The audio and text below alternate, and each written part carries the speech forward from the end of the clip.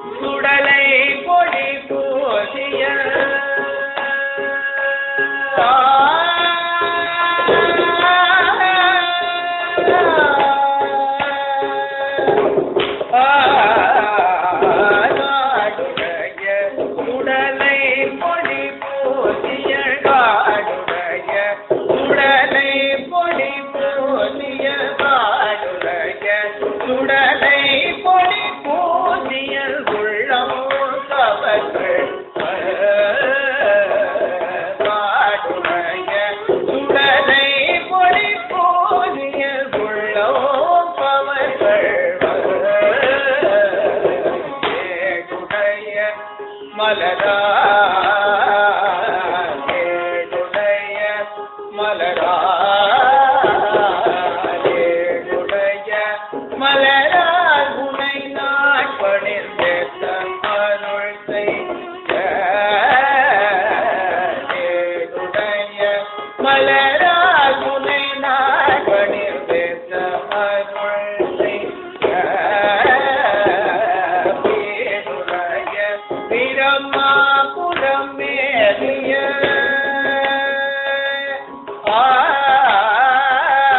பேருடைய பிரமாபுரம் மேலிய பேருடைய பிரமாபுரம் மேலிய பெம்மானி வந்ததே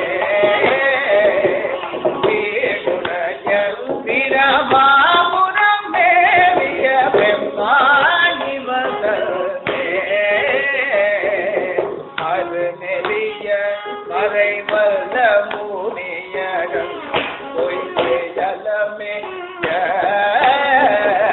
திருநெறிய பிரமாபுரம் மேவிய பெம்மாயி வந்ததே ஒரு நெறிய மனம் துணர் ஞானம் குறை செய்ய திருநெறிய தமிழ் வல்லவர் சொல்வினை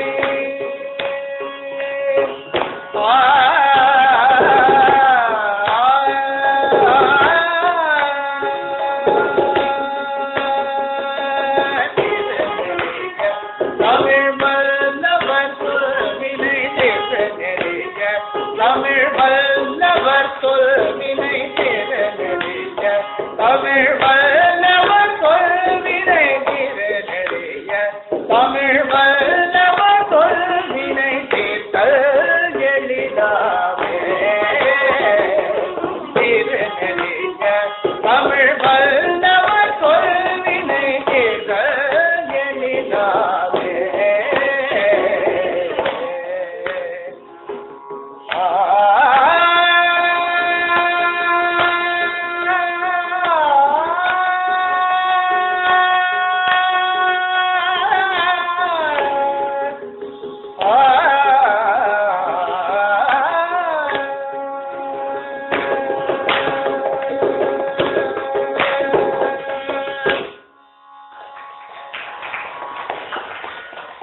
தென்னாடுடைய சிவனே போற்றி எந்நாட்டவர்க்கும் இறைவா போற்றி.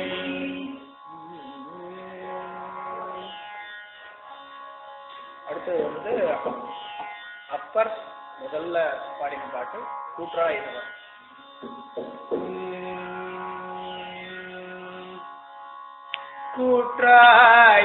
கூற்றாயினவாறு விளக்குகிலே கொடுமை பல செய்கன நானறிவே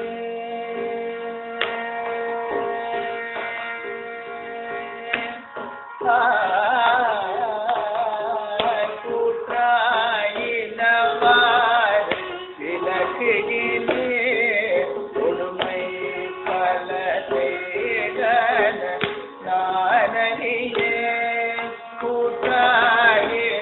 கூற்றாயினவாறு விளக்குகிலே கொடுமை பல செய்கன நானறியேன் கொடுமை பல செய்கன நானறியேன் கொடுமை பல செய்கன நானறியேன் கொடுமை பல செய்கன நானறியேன் கொடுமை பல செய்கன நானறியேன் ஏகாய் அடிக்கே ஏகாய் அடிக்கே ஏகாய் அடிக்கே இரவும் பகலோ ஏகாய் அடிக்கே இரவும் பகலோ ஏகாய் அடிக்கே இரவும் பகலோ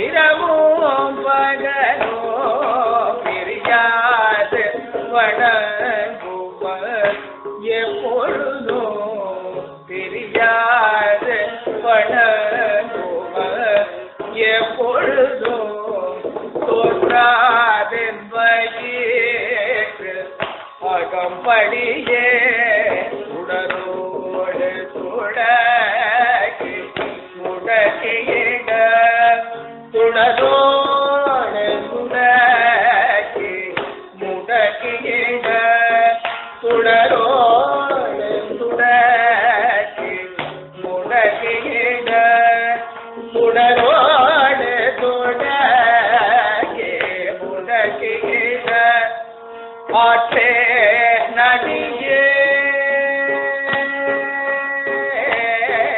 நாட்டே அடியே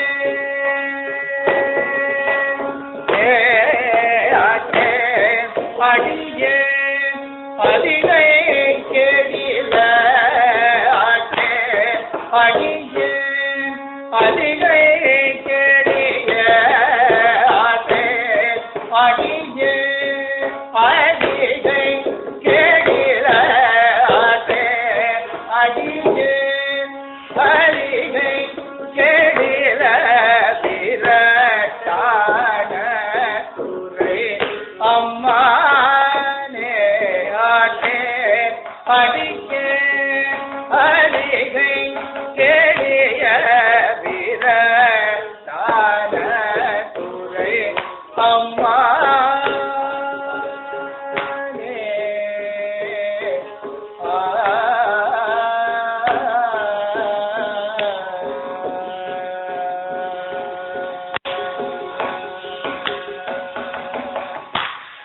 தென்னாடுடைய சிவனே போற்றி எந்நாட்டவர்க்கும் இறைவா போற்றி.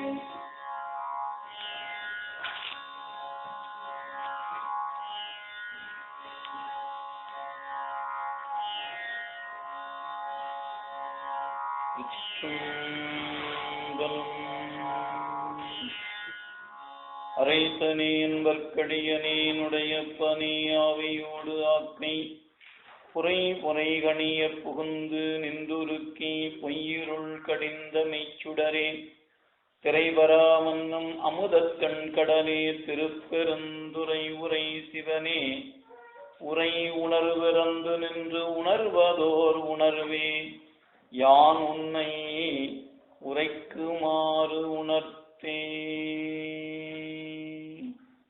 திருச்சிற்றம்பலம். எல்லாம் வல்ல இறைவனுடைய திருவருட்கருணையும் குருவருடும் முன்னின்று அருள் செய்ய ஆரூரரும் என்கின்ற தலைப்பிலே நின்று இறைவனுடைய திருவடி தாமரைகளையும் நம்பி ஆரூரப் பெருமானுடைய அருள் வரலாற்றையும் சிந்திக்கக்கூடிய வாய்ப்பு கிடைக்கப்பட்டிருக்கின்றது. அவ்வகையிலே குருவருளையும் திருவருளையும் மனமொழி மெய்களாலே வணங்கி வருகின்ற இருக்கின்ற அன்பர் பெருமக்களாகிய உங்கள் அனைவருக்கும் அடியேனுடைய பணிவான வணக்கங்களை உங்களுடைய திருவடிகளுக்கு உரித்தாக்கிக் கொண்டு நம்முடைய இந்த தலைப்பிலே நின்று திருவருளை சிந்திக்கக்கூடிய வண்ணம் இங்கு தேவார இசை வழங்கி இருக்கக்கூடிய அன்பரையும் அவரோடு உடன் பக்க வாத்தியங்களாக வாசித்திருக்கக்கூடிய அன்பர்களையும் வணங்கிக் கொண்டு இன்றைய நன்னாளில் இந்த தலைப்பிலே நின்று சில செய்திகளை உங்களோடு சிந்தித்து பெருமானுடைய கருணையை அன்போடு நினைவு கூறுகின்ற வகையிலே இந்த நிகழ்வு அமைய பெற்றிருக்கிறது. ஒரு பெயர் சூட்டு விழாவாகிய புதுமணி புகழாவும் அந்த விழாவினுடைய சார்பாக இந்த நிகழ்விலே வந்து கலந்து கொண்டிருக்கின்ற நிலையில் பல ஆயிரம் கிலோமீட்டர்களை கடந்து இந்த பகுதிக்கு வந்திருந்தாலும் திருவாரூரில் பிறந்திருக்கக்கூடிய அன்பர் இங்கு தேவாரத்தை பாடுகின்ற ஒரு வாய்ப்பு இறைவனுடைய கருணையினாலே இங்கு அமைய பெற்றிருக்கிறது. தலைப்பு திருவாரூரை பற்றியும் சுந்தரமூர்த்தி சுவாமிகளை பற்றியும் இந்த இருவரை பற்றித்தான் இந்த தலைப்பில் சிந்திக்க இருக்கின்றோம். வாசிக்கக்கூடியவர்கள் மிருதங்க வாசிக்கக்கூடியவரும் திருவாரூருக்கு அருகில் இருக்கக்கூடிய நாகைப்பட்டினத்தை சார்ந்தவர்கள், பாடுபவரும் திருவாரூரை சார்ந்தவர்கள் என்ற ஒரு பொருத்தமான ஒரு சூழலிலே இந்த இனிய மாலை பொழுது அமைய பெற்றிருக்கிறது. அந்த வகையில் இந்த தலைப்பிலே நின்று முதற்கண் நாம் திருவாரூருடைய சிறப்பை சிந்தித்து கொண்டு பிறகு நம்முடைய நம்பி ஆரூரர் என போற்றப் பெறுகின்ற சுந்தரமூர்த்தி சாமியுடைய வரலாற்றின் பகுதியை நாம் சிந்திக்க இருக்கின்றோம். நம்முடைய எல்லாம் வல்ல கண்ணுதல் பெருமான ஆகிய உமையொரு பாகன் திருக்கையிலையில் இருந்த நிலையில் இறைவனுடைய அந்த அளப்பெரும் கருணையினாலே மண் மீது வந்து தோன்றியவர் நம்முடைய நம்பி ஆரூரர் என சொல்லப்பெறுகின்ற சுந்தரமூர்த்தி சாமிகள் ஆகும்.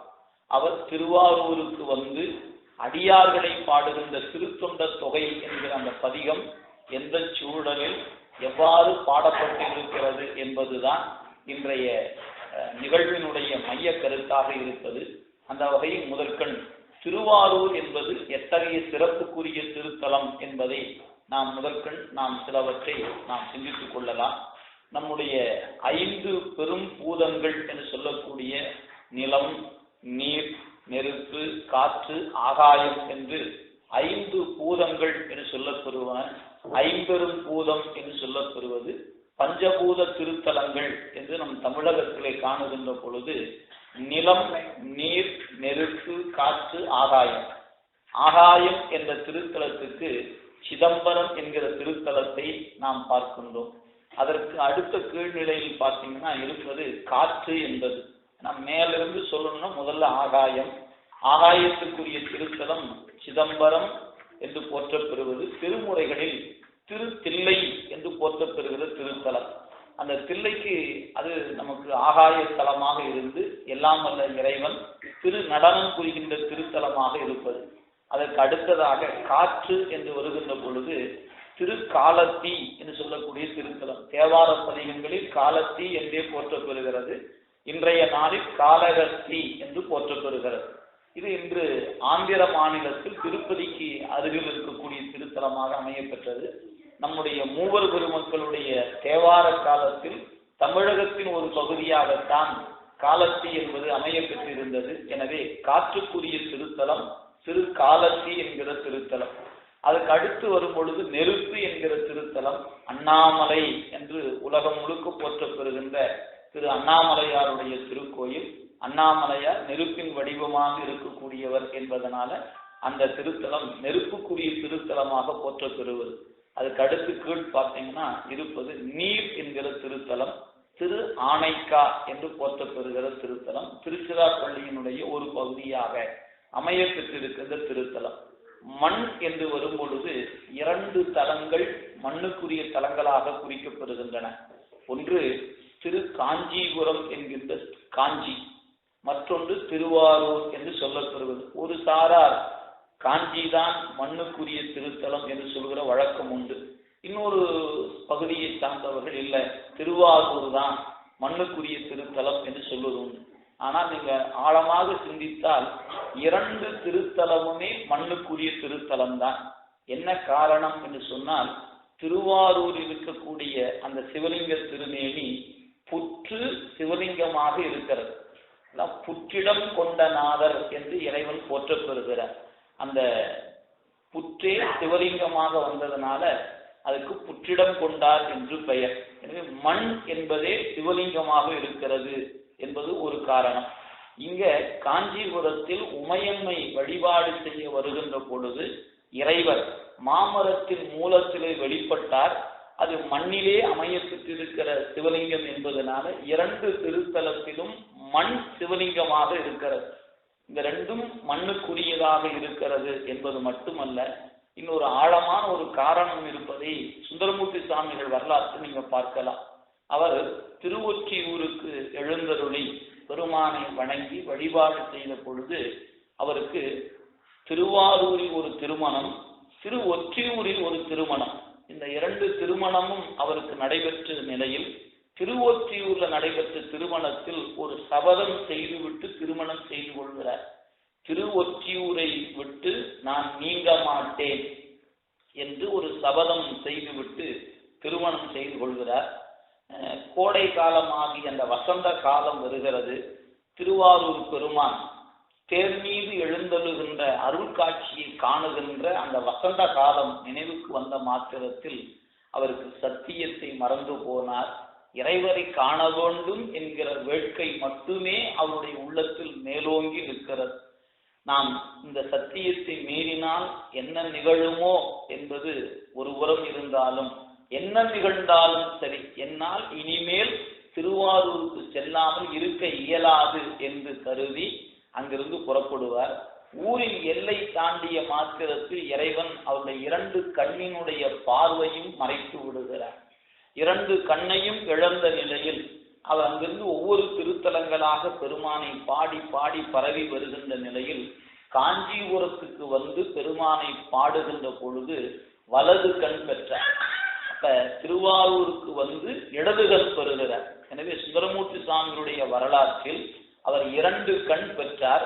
ஒன்று திருவாரூர், மற்றொன்று காஞ்சிபுரம். எனவே மண்ணுக்குரிய திருத்தலமாக 2ஐயும் நாம் 2 கண்களாக காணலாம் என்பதை சுந்தரமூர்த்தி சுவாமிகள் வரலாற்றின் மூலமாக இறைவன் நமக்கு காட்டியிருக்கிறார். எனவே ஆகாயத்துக்கு ஒரு தலம்தான், நெருப்புக்கு ஒரு தலம்தான், காற்றுக்கு ஒரு தலம்தான், நீருக்கு ஒரு தலம்தான். ஆனால் மண்ணுக்கு மட்டும் 2 தலங்கள் என்பதை வைத்து காணுகின்ற பொழுது அதில் ஒன்று திருவாரூர் என்கின்ற திருத்தலம். இந்த திருத்தலத்துக்கு பல பெருமைகள் இருக்கின்றன.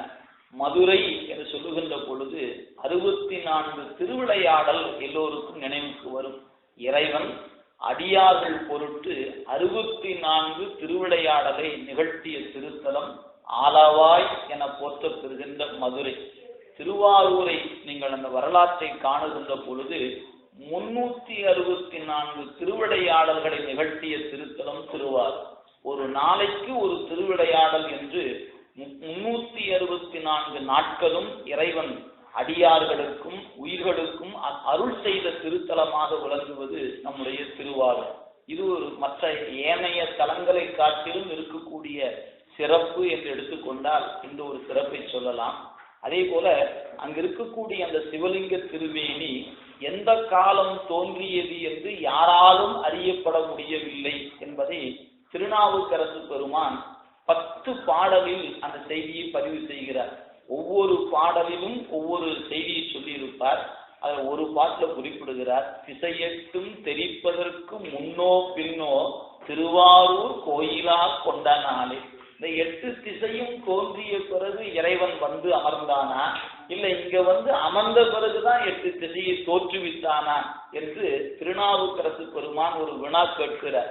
உமையம்மைக்கு இடப்பாகம் கொடுத்த பிறகு வந்தாரா, அதற்கு முன்பு வந்தாரா என்று ஒவ்வொரு பாடலிலும் ஒரு வினாவாக கேட்டு என்று பெருமான் திருவாரூருக்கு எழுந்தருளினார் என்பது யாராலும் அறியப்படாத பழமை வாய்ந்தவராக இருக்கிறார் என்பதை நம் நாவுக்கரசு பெருமான் தன் தேவாரத்தில் நமக்கு காட்டுகிறார். அத்தகைய சிறப்புக்குரிய திருத்தலம் திருவாரூர் என்கின்ற திருத்தலமாகும். எனவே இந்த திருத்தலத்தில் இறைவர் 364 திருவிளையாடலை நிகழ்த்திய திருத்தலம்.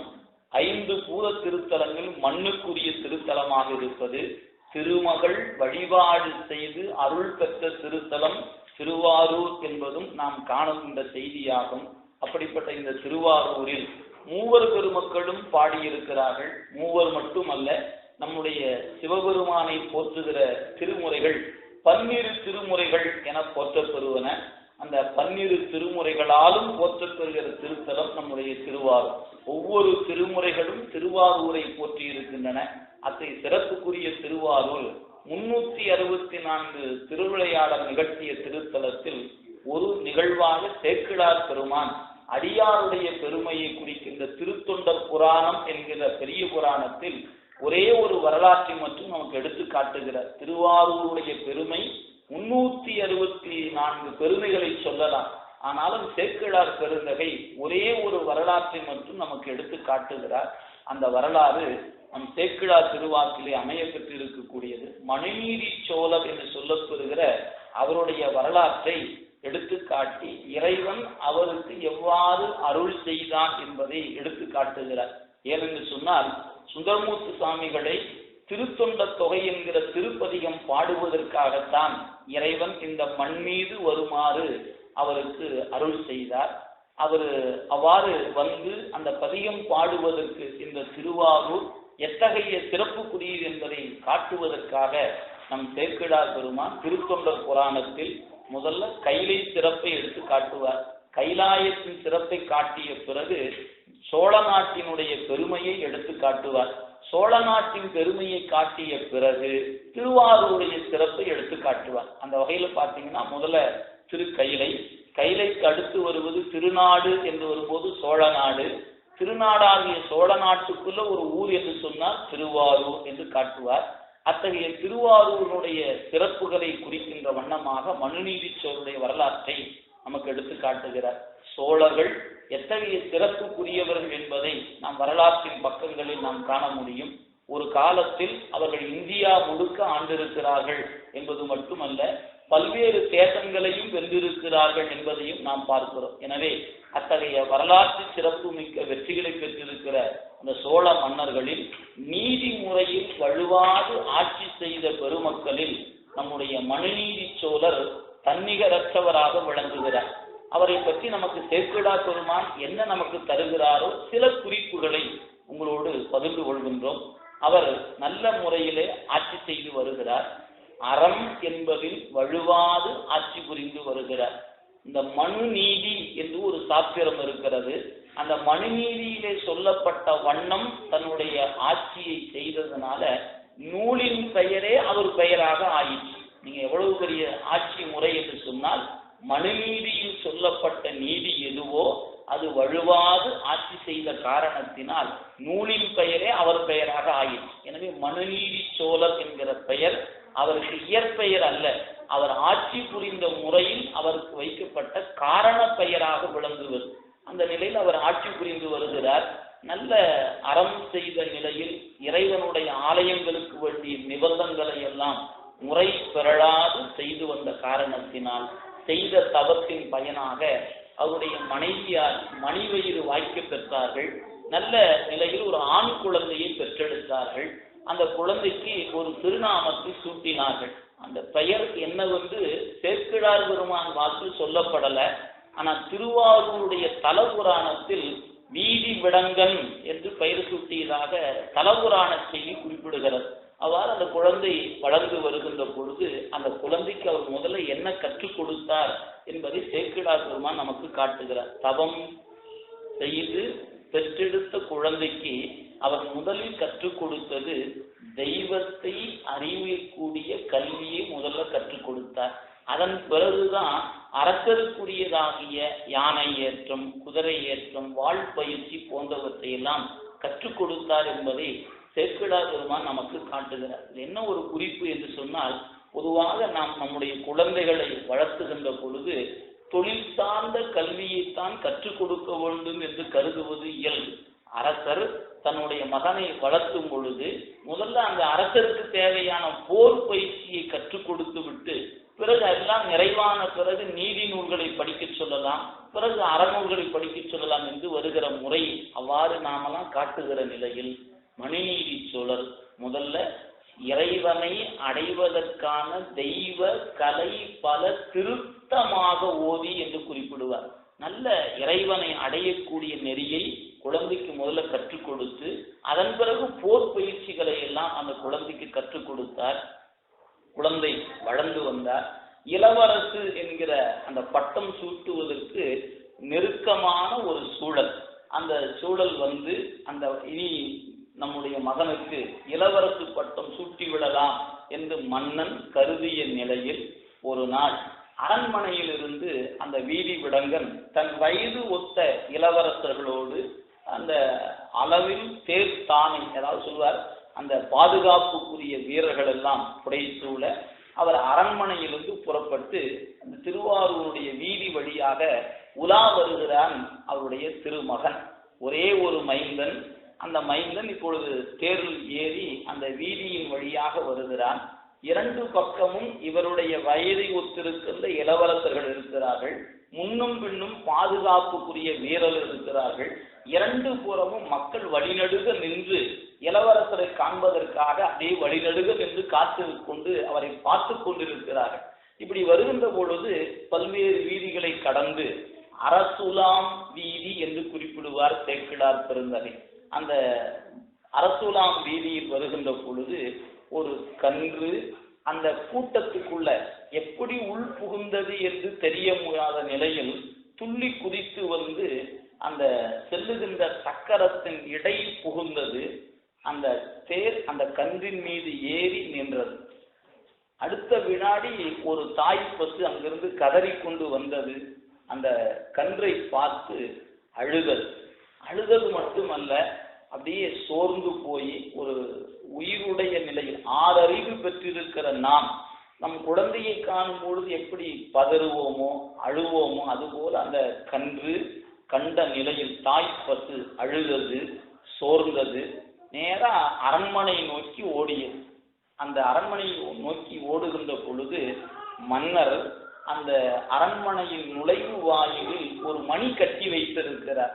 அந்த மணி இதுவரை யாரும் அடிக்கப்படாத நிலையில் கட்டப்பட்டிருக்கிறது. அந்த மணி ஏன் இதுவரைக்கும் யாரும் அடிக்கல அப்படின்னு கேட்டா, மக்களுக்கு ஏதேனும் குறை ஏற்படுமானால் அந்த மணியை அடித்தால் மன்னன் நேரடியாக வந்து குறை தீர்ப்பான். அமைச்சரோ படை வீரர்களோ அல்லது ஏனைய அலுவலர் சார்ந்தவர்களோ வரமாட்டார்கள். மன்னனே நேராக வந்து மக்களுடைய குறை தீர்ப்பதற்காக ஒரு மணியை கட்டி வைத்திருந்தான். அந்த மணி இன்று வரை ஒருத்தரும் அடிக்கவே இல்லை. அப்ப மக்கள் நல்ல முறையில் அமைதியான ஒரு வாழ்க்கையை, நிறைவான வாழ்க்கையை வாழ்ந்த காரணத்தினால அந்த மணி இதுகாரும் அடிக்கப்படலை. அது சேக்கிழார் வாக்குல சொல்லுவாருங்க, அந்த மணி தூங்கி கொண்டிருந்ததா. தூங்கி கொண்டிருந்த மணியை இந்த தாய் பசு சென்று தன்னுடைய கொம்பினால் அந்த மணியை அடிக்கிறது. அப்படி அடித்த பொழுது மணியின் ஓசை வெளிப்பட்டது. அமைச்சருடைய ஆலோசனை இருந்த மணிநீதி சோழர் இந்த ஓசை கேட்ட மாத்திரத்தில் விரைவாக நுழைவு வாயில் நோக்கி ஓடி வருகிறார்.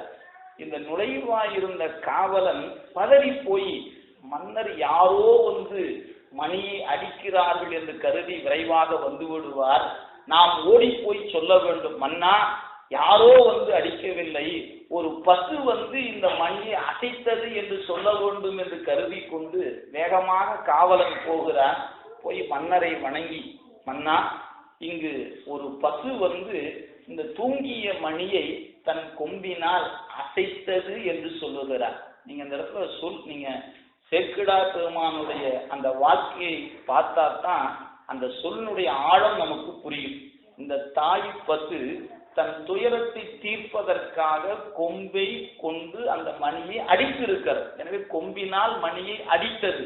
அங்க நின்ற காவலனுக்கு அடித்தது மாதிரி தெரியல, அசைத்தது போல தெரிந்திருக்கிறது. அதாவது எப்பொழுதுமே நம்முடைய துயரத்தை நாம் சொல்லுகின்ற பொழுது அதனுடைய நிலை வேறு, அதை காண்பவர்கள் சொல்லுகின்ற பொழுது அதனுடைய நிலை வேறு. தாய் பசு கொம்பை கொண்டு அடிக்கின்றது. அது அடிக்கிறது என்பது பார்வையாளருக்கு எப்படி தெரிகிறது? அசைத்தது போல இருக்கிறது. எனவே இங்கு இந்த தாய் பசுவினுடைய துயரம் வாயிற்காவலன் அறியப்படாதவன் என்பதனால அவன் போய் மன்னரை வணங்கி, ஒரு பசு வந்தது, இந்த மணியை அசைத்தது என்று சொல்லுகிறான். மன்னனுடைய மனம் அமைதி பெறவில்லை. இல்லை, நான் நேராக வந்து பார்க்க வேண்டும் என்று மணி இருக்கிற இடத்துக்கு வந்து பார்க்கிறான் மணிநீதி சோழன். அப்படி பார்க்கும்போது தாய் பசுவினுடைய துயரத்தை பார்க்கிறான். அப்படியே கண்கள் இருந்து கண்ணீர் வந்து நிற்கிறது அந்த தாய் பசு. அதனுடைய முகத்தில் காணப்படுகின்ற வருத்தம் மன்னனுடைய நெஞ்சுக்குள் தெரிகிறது. எப்படி அவருக்கு மட்டும் அப்படி தெரிந்ததுன்னா, இவரை சொல்லும் பொழுது அந்த ஒரு குறிப்பு தருவாங்க சேக்கிழார் பெருமான். தன் நாட்டில் வாழ்கின்ற உயிர்களுக்கெல்லாம் இந்த மன்னன் எப்படி இருக்கிறானா, கண்ணும் ஆவியும் ஆம் காவலன். இவன் எப்படி மக்களை பாதுகாக்கிறான்னா, கண் போல பாதுகாக்கிறான். இந்த நாட்டில் வாழ்கிற மக்களுக்கெல்லாம் உயிர் போன்றவன். அப்போ மன்னன் எப்படி இருக்குன்னு கேட்டா, தன் நாட்டு மக்களுக்கு வழிகாட்டுவதில் கண் போன்றவனாகவும், மன்னன் இல்லை என்றால் எங்கள் வாழ்க்கை இல்லை என்று சொல்லக்கூடிய வண்ணம் உயிர் போன்றவனாகவும் இருக்க வேண்டும். அதனால அவனுடைய ஆட்சி கண்ணும் ஆவியும் ஆம் காவலன். கண் போல இருக்கிறான், உயிர் போல இருப்பவன் மணிநீதி சோழன் என்பதனால அந்த தாய் பசுவினுடைய துயரம் மணிநீதி சோழன் உள்ளத்தை தைத்தது. எனவே அமைச்சர் அப்படி பக்கத்தில் அப்படியே பார்க்கிறான்.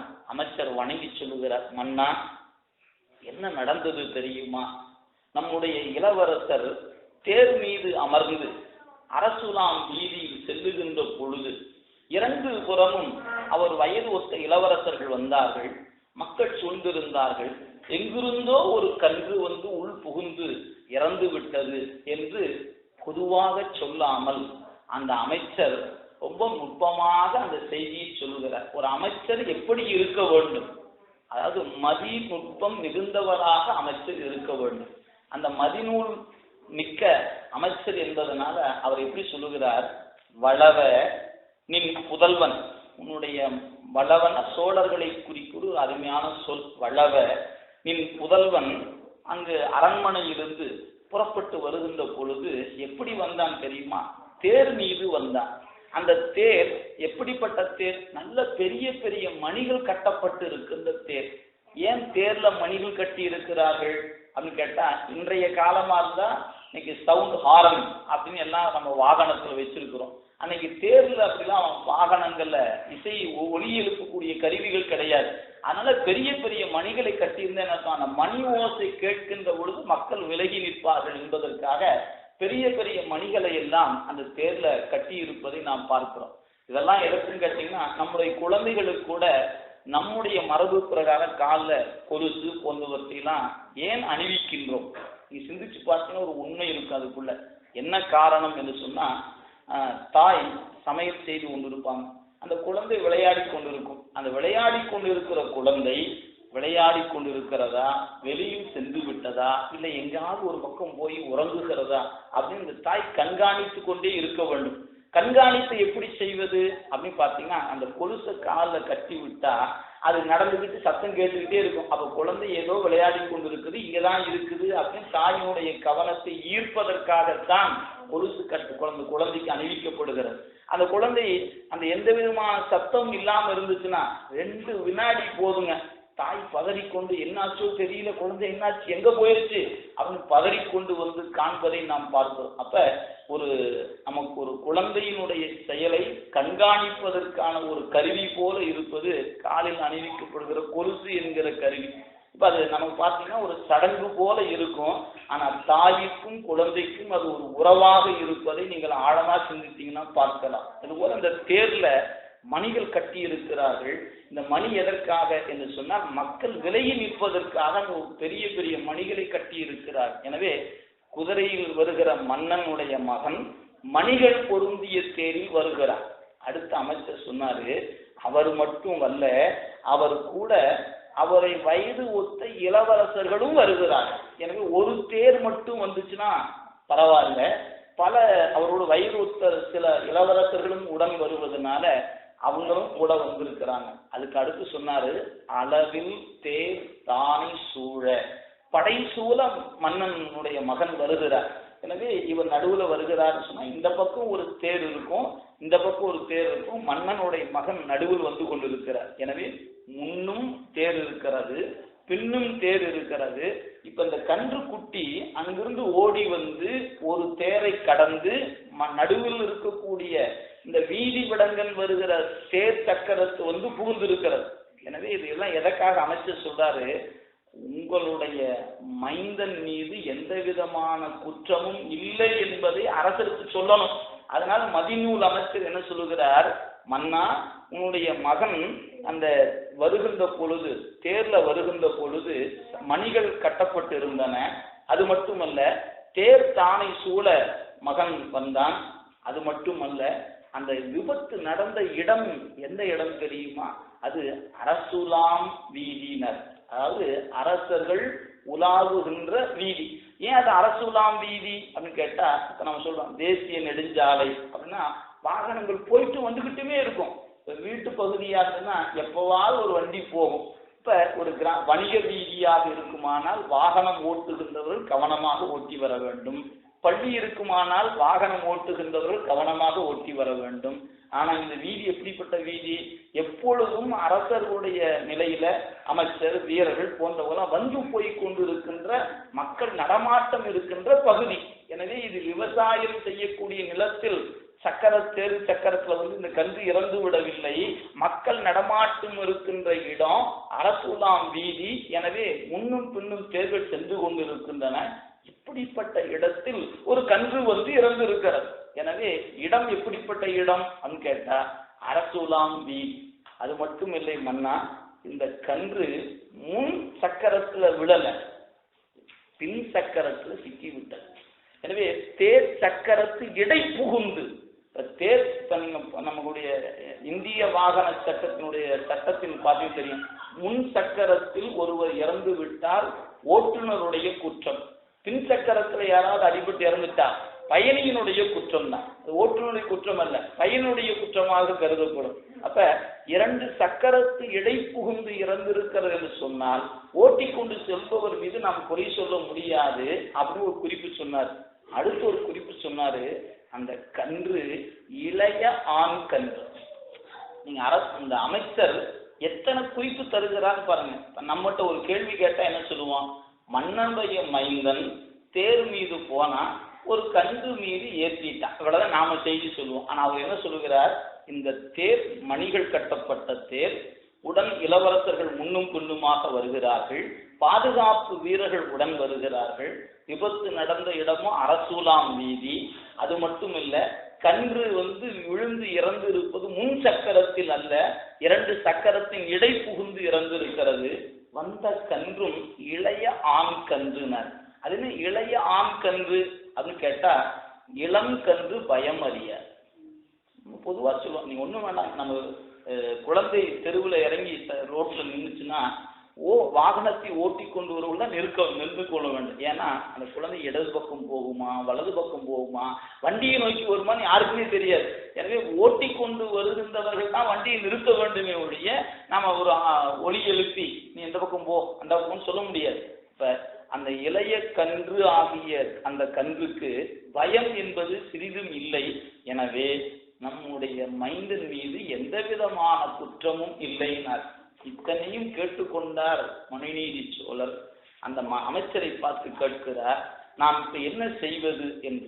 உடனே அவர் சொன்னாரு, அறநூல்கள்ல சொல்லப்பட்டு இருக்கிறது, தாய் பசுவினுடைய கன்று இறந்து விடுமானால், அதாவது யாரேனும் ஒருவரால் கொல்லப்படுமானால் கன்றை கொன்ற பாவத்திற்கு என்ன பிராயச்சித்தம் என்று ஒன்று இருக்கிறது, அது போன்ற ஒன்றை செய்து விடலாம் மன்னா, நீ கவலைப்பட வேண்டாம் என்று அமைச்சர் அரசரிடத்து சொல்லுகிறார்.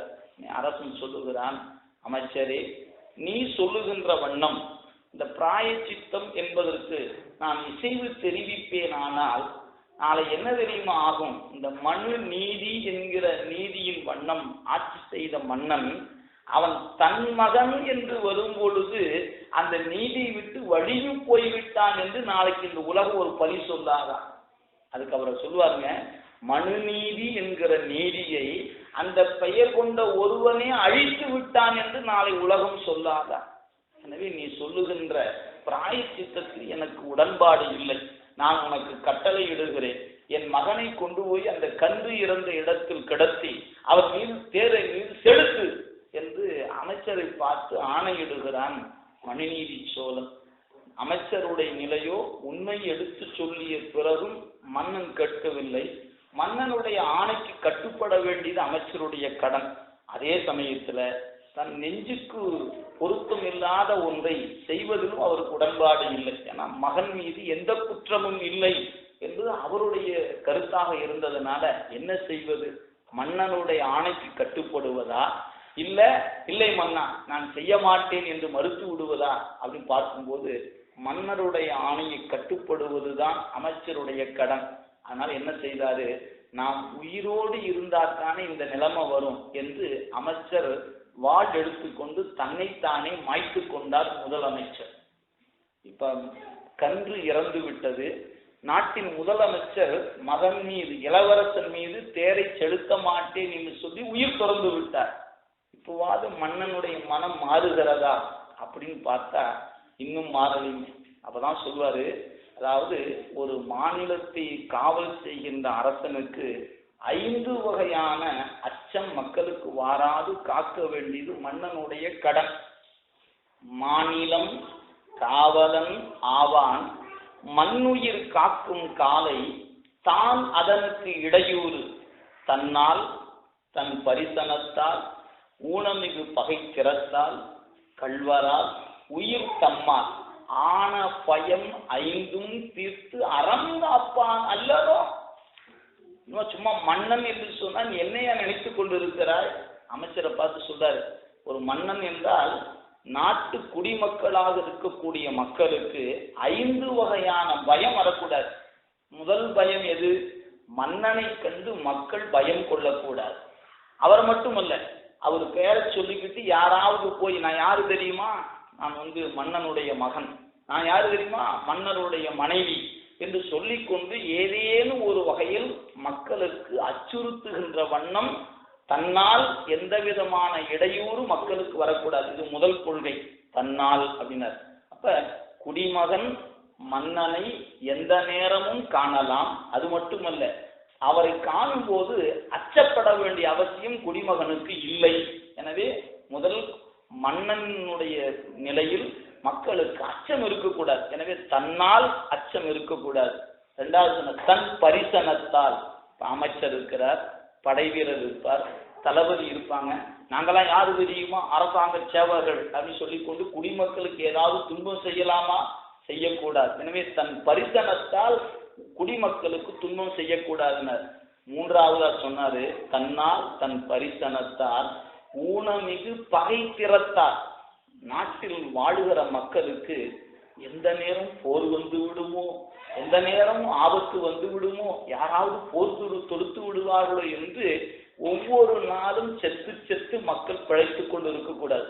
நம் மன்னன் இருக்கிறான் நம்மை பாதுகாப்பது, நமக்கு ஏன் கவலைப்பட வேண்டும் என்று ஒரு துளியும் அச்சம் கொள்ளாது மக்கள் வாழ வேண்டுமே ஒழிய ஒவ்வொரு நாளும் என்ன நடக்குமோ தெரியலீங்க, படுத்து தூங்குறோம், காலையில எந்திரிச்சா உண்டு என்று ஒவ்வொரு நாளும் செத்து செத்து பிழைக்கின்ற வாழ்க்கை மக்களுக்கு இருக்கக்கூடாது. எனவே வெளியில் இருந்து வருகிற பகையை அடக்கி மக்களுக்கு பாதுகாப்பை வழங்க வேண்டிய பொறுப்பு அரசனுக்கு இருக்கிறதுனர். தன்னால் தன் பரிசனத்தால் ஊனமிகு பகை திறத்தார்னர். நாலாவதா ஒண்ணு சொன்னாரு, உள்ளுக்குள்ளேயே ஒரு பகை இருக்குது. அது என்ன பகைனர்? கள்வர் என்கிற பகை. அந்த வெளியே இருக்கக்கூடிய பகை போர் என்கிற பகை. உள்ளே இருக்கக்கூடிய பகை வீட்டை பூட்டி வச்சு போனா வந்து பார்த்தா ஏதாவது பொருள் இருக்குமா இல்லையான்னு தெரியலீங்க, வெளியே போறதுக்கே பயமா இருக்குது அப்படிங்கிற அச்சம் மக்களுக்கு இருக்கக்கூடாது. எனவே கள்வரால் வருகிற அச்சம் மக்களுக்கு வாராது காப்பது அரசினுடைய கடன். எனவே கள்வரால் 4 சொல்லிட்டாருங்க. 5வதா ஒன்று சொன்னாரு, இது மட்டுமல்ல, ஒரு உயிர்களால் இன்னொரு உயிருக்கு துன்பம் வரக்கூடாது. அதாவது விலங்குகளால் மனிதனுக்கோ மனிதனால் விலங்குகளுக்கோ துன்பம் வரக்கூடாதுன்னு நம்ம சுருக்கமா சொல்லணும்னா, விலங்குகள் வாழ்கிற இடத்துல போய் நாம வீட்டை கட்டி வச்சுட்டு யானை வந்து சொல்ல போனது, சிங்கம் வந்து சொல்ல போனதுன்னு போய் நம்ம சொல்லக்கூடாது. நாம இருக்கிற இடத்துல அது வரக்கூடாது, அது வாழ்கிற இடத்துல நாம போய் சொல்ல பண்ணக்கூடாது.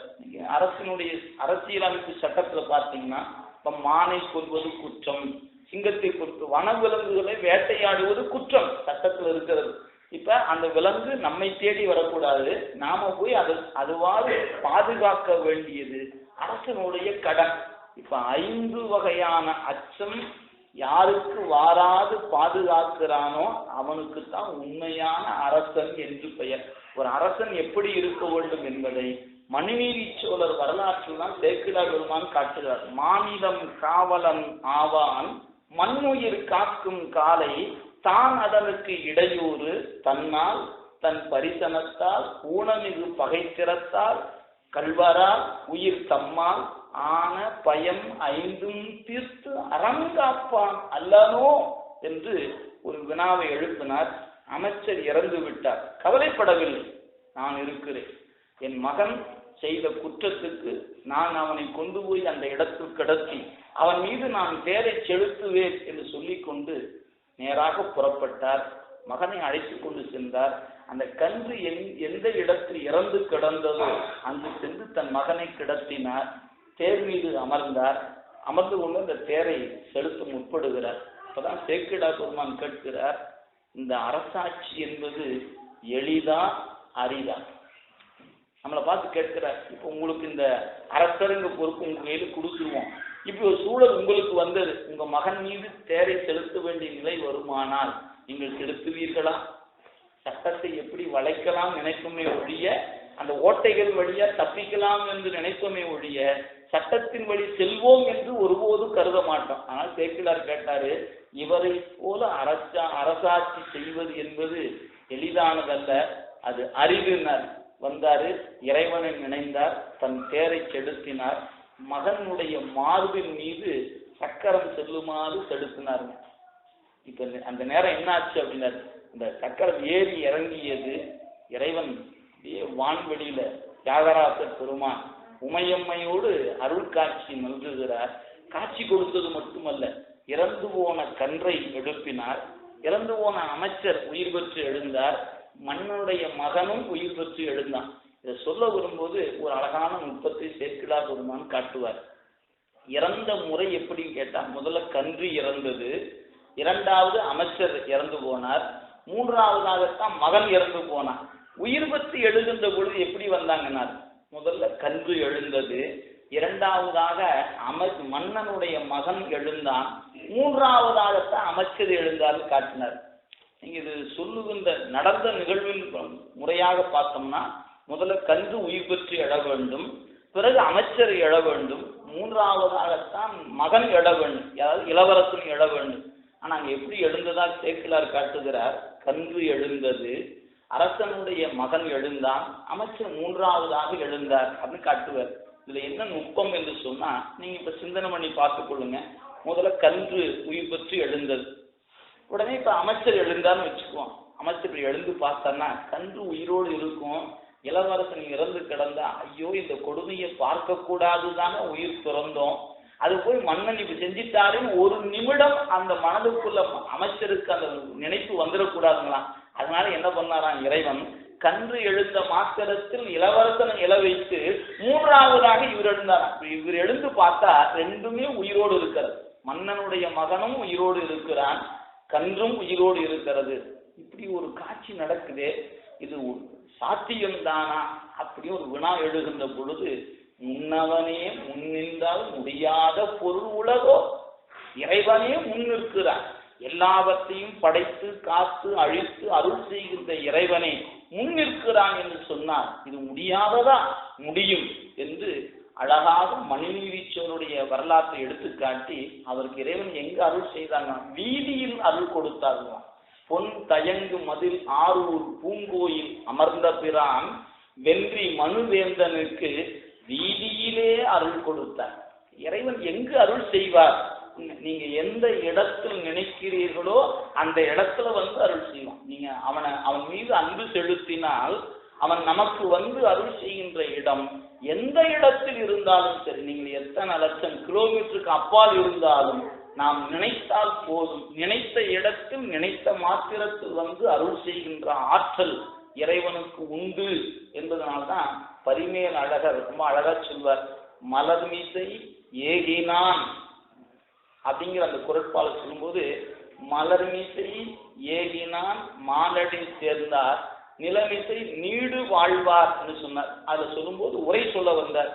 இறைவன், அதாவது இறைவன் யாருடைய நெஞ்ச கமலத்தில் எழுந்தருள்வான் அப்படின்னு கேட்டா, அன்பால் நினைவாரது உள்ள கமலத்தின் அவர் நினைந்த வடிவோடு விரைந்து ஏகலின், அந்த சொல் போட்டார், விரைந்து ஏகலின் அந்த இறைவன் எப்படி வந்தார் என்று சொல்லணும். எப்படி, அதாவது இதய தாமரையில் இறைவன் வருவான் என்று சொல்லணும். ஆனா அவர் என்ன செய்தாரு, மலர்மிசை ஏகினான் என்று இறந்த காலத்தில் சொன்னார், ஏகுவான்னு சொல்ல